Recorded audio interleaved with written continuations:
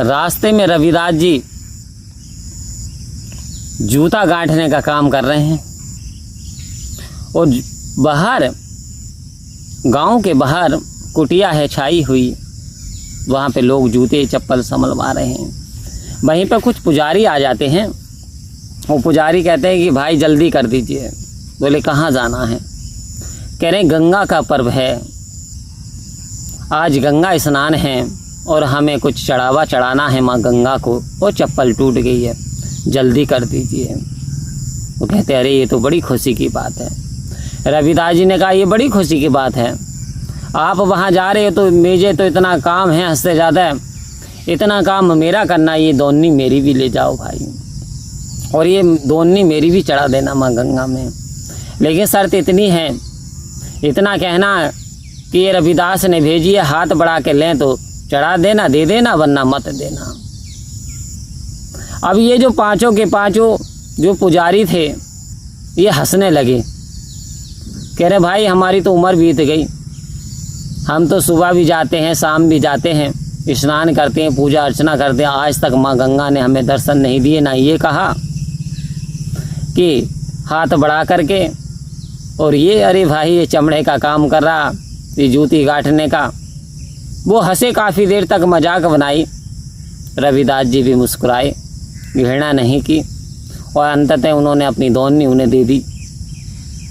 अब ये चल दिए हैं गंगा स्नान के लिए, और जैसे गंगा के तट पर पहुंचते हैं, ये वस्त्र उतार करके स्नान करते हैं, उसके बाद पूजा अर्चना करते हैं, चढ़ावा चढ़ाते हैं, तब ये दोन्नी को भूल जाते हैं। तो आवाज़ आती है किसी भक्त ने तुम्हें दोन्नी भी दी थी, सावधान हो जाओ, तुमने वो तो दी नहीं। बड़े आश्चर्य में पड़ जाते हैं। कहते हैं परंतु माँ वो तो ये कह रहा था कि हाथ बढ़ा के लें। तो बोले लाओ, गंगा में से एक हाथ प्रकट होता है और उस हाथ में वो दोन्नी दे देते हैं। बदले में वो उसके लिए हीरे का कंगन देती हैं। बोले ये रविदास जी को दे दे रहा हूँ। अब माथा पकड़ कर माथे पे हाथ मारने लगे, आज तक माँ गंगा ने हमें कुछ नहीं दिया, ना हाथ बढ़ा करके, और आज तो उसकी कृपा से दर्शन हो गए, और हीरे का कंगन दे दिया। इधर पंडितों ने सोचा क्यों ना हम उसे नकली कंगन दे दो, उसे थोड़ी पता। आपस में उन्होंने मंत्रणा करी।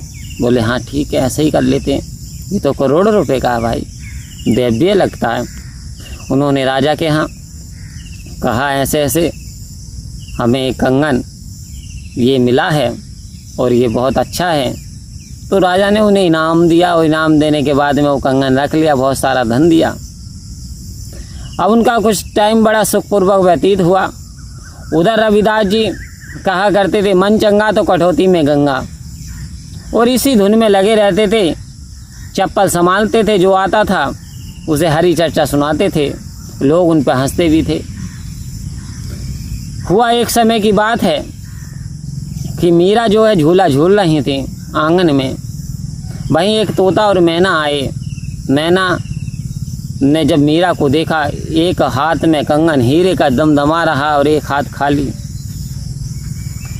तो मैना कहने लगी तोते से देखो कानी कितनी खुश है, कानी झूला झूल रही है। अब मीरा ने इधर देखा उधर देखा, वो कहने लगी कानी है कौन यहाँ पे, मेरे सिवा तो कोई झूला झूल नहीं रहा। उन्होंने कहा हे परिंदों पंछियों रुको, तुम किसको काणी बोल रहे हो, तुम्हें भय नहीं है? बोले भाई क्या काणे को काणा ना कहें तो क्या कहें? बोले क्यों? कह रहे एक हाथ में तेरे कंगन है, एक हाथ तेरा खाली है, वैसे राजा की लड़की राजकुमारी है। ये बात मीरा को चुभ गई, और शाम को आंसर पार्टी लेकर के उल्टी खाट पे पड़ गई। बात किसी से नहीं कर रही, पिता को पता चलता है। पिता आते हैं, कहते बेटी बात बता, किसी ने आँख चलाई तो आँख निकलवा लूँगा, हाथ चलाया हाथ कटवा लूँगा, यानी तू एक बार बता, मैं उसे फांसी पे चढ़ा दूँगा जिसने तुझसे कुछ कहा, आखिर ये कारण क्या है? मीरा उठ करके बैठ गई, पिता को प्रणाम करके बोली पिताजी ना तो आँख चलाई, ना हाथ चलाया, ना किसी ने अभद्र व्यवहार किया मेरे साथ, ना भाषा बोली। फिर क्या हुआ? फिर ऐसी टूटी खाट में क्या कारण है, क्या रीज़न है? तो वो कहने लगी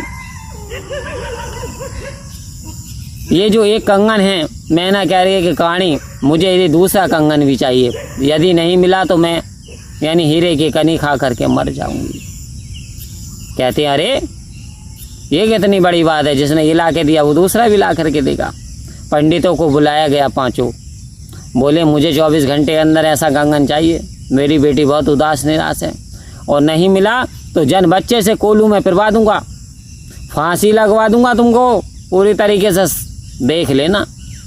अब पंडित बड़े परेशान, सोचने लगे क्या करें क्या ना करें, ये तो बड़ी मुसीबत आई। अब और कोई सहारा ना बचा, रविदास के पास भागे भागे चले गए और हाथ जोड़ करके बोले भैया हमारी जान बचा लो, हमारी जान बचा लो, पैरों में गिरने लगे। रविदास बोला अरे अरे अरे, कहते आप मेरे पैरों में क्यों गिर रहे हो पुजारी हो, क्या हो गया? कह रहे हैं ऐसे ऐसे माँ गंगा ने एक कंगन दिया था आपके लिए, हमने चीटिंग करने के उपरांत वो कंगन चुरा करके राजा को दे दिया, राजा ने हमें बहुत कुछ दिया, और आज राजा चाहता है ऐसा कंगन दूसरा मिल जाए, वरना हमें और हमारे परिवार वालों को फांसी पे चढ़वा देगा। ये बात सुन करके कहा शांत हो जाओ, घबराओ मत, चिंता करने की कोई बात नहीं। फिर उन्होंने एक वचन बोला, मन चंगा तो कठौती में गंगा। कह रहे इसका मतलब, कह रहे यदि मन पवित्र है, मन में शुद्ध विचार है, मन साफ सुथरा है, तो इस कठौती में गंगा प्रकट हो सकती है। माँ गंगा ने तुम्हें दिया, गंगा और भी हजारों दे सकती है, उनके पास किस चीज़ की कमी है? कमी है तो हमारी आस्था में, विश्वास में। हमारे मन कहीं पवित्र नहीं हो पाता, अब पवित्र होता है तो इसमें परमात्मा नहीं रह पाते। आओ संत महात्माओं, उन्होंने कहा कह देना राजा से जिन्हें कंगन चाहिए वो आन करके जितने चाहें इतने कंगन ले जाएं।